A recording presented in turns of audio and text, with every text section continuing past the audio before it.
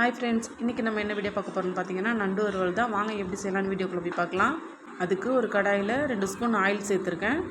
1 spoon இஞ்சி பூண்டு paste சேர்த்து நல்லா வதக்கி விட்டுக்கலாம்.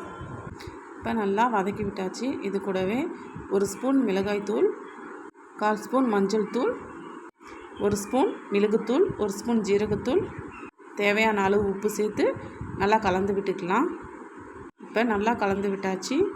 இப்போ வாஷ் பண்ணி வச்சுருக்கிற நண்டு சேர்த்துறேன். நண்டு சேர்த்து நல்லா கலந்து விட்டுக்கலாம். இப்போ நண்டு நல்லா வறுபட்டு வரணும். அப்பப்போ கிளறி விட்டுக்கிட்டே இருக்கலாம், இல்லைன்னா அடி பிடிச்சிரும். இப்போ பாருங்கள், மசாலாலாம் நல்லா அதில் சேர்ந்துருச்சு.